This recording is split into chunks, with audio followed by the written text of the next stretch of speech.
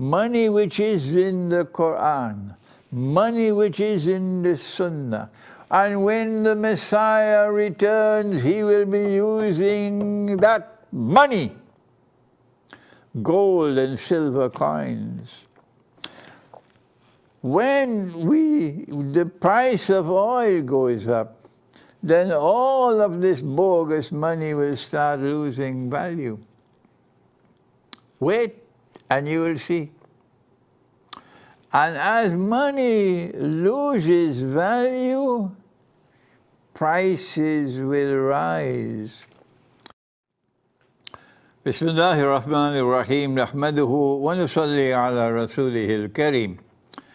We greet you on this the 17th day of the month of Rabi'u Thani of the year 1445, or the 30th day of October of the year 2023, I think. From my Caribbean island of Trinidad with Assalamu alaikum wa rahmatullahi wa barakatuh. In previous videos since the war started, at this phase of the war in the Holy Land, in Israel, for maybe 2 weeks now, I think it was in my first response, yes, that I argued that if Israel was unaware that this attack was coming, and the government and armed forces of Israel were taken completely by surprise, then a camel can also pass through the eye of a needle, and a cow can also jump over the moon. Yes, it's so funny. No, they're lying. They're lying, of course. They knew it was just another Pearl Harbor. It was another 9/11. They knew that this attack was coming, and they allowed 1,000 Israelis who could have still been alive today to be killed. Yes, they sacrificed their lives of their own people, cynically so. Why? Because they had an agenda. What is that agenda? We argued in our first response that in the same way that the United States government allowed Pearl Harbor to take place so that it could transform public opinion in the United States, which was against the United States entering the Second World War, to be changed, to be transformed, and allow the United States, with public opinion, to enter the Second World War, and that's what happened. We said that in the same way that there was a plan, a master plan behind 9/11, they allowed 9/11 to take place, and so many thousand lives were lost, except, of course, those who were told don't go to work on that day, and they didn't go to work. So many lives were lost who could have been saved. But the United States cynically allowed all these lives to be lost because they had an agenda for their troops to be, they call it boots on the ground, in Afghanistan, in Iraq, etc., in Syria, etc., seeking regime change. And so similarly we argue that Israel had a big plan ahead of it because that's why they allowed this to happen. What could that plan be? We are offering some political and military analysis, knowing that I'm not an expert in the field, so what I offer is chicken feed compared to what others can do who are experts in the field. But I can offer some comments. And I said what Israel wants is to get the war to expand. What Israel wants is to suck the United States and Britain, NATO, into the war, into that region of the world, so Israel doesn't have to fight alone. And what Israel wants is to expand the war in such a way that she can achieve a number of objectives, not just dealing with the Islamic resistance in Gaza, not just with dealing with Hezbollah in Lebanon, who is a threat to Israel, but the most important one of all is to denuclearize Iran and, if possible, to get regime change in Iran. That is the master plan. This is my view in my first response. Events which have unfolded since then have confirmed my views that this is not just a war between Israel and the Islamic resistance. You don't need an aircraft carrier in the Mediterranean Sea next to Israel if it's simply a war with the Islamic resistance in Gaza. You don't need Britain and France and Germany lining up to send troops and Patriot anti-aircraft missiles and so on being placed all over in bases around. Not at all, because they also know that this plan is for a bigger war, and the target is Iran. Well then, the Iranian foreign minister is reported to have said recently that Israel has already crossed the red line. And so now this video is being recorded to share with you my view that yes, indeed, we're going to witness soon the war being expanded, and that Iran will be in the war. And we mentioned the implications of war with Iran. Not just that Iran will become a nuclear power immediately, but other than that. We said that Iran will block the Straits of Hormuz. Iran has the capacity to do that. And when the Straits of Hormuz are blocked and oil cannot get through, the supply of oil is disrupted, the price of oil is going to escalate. It's now almost $100 a barrel. Very soon it'll reach 150 and more than that. And as the price of oil goes up, something mysterious will happen to the world of money. Why? What connection is there between the price of oil and money?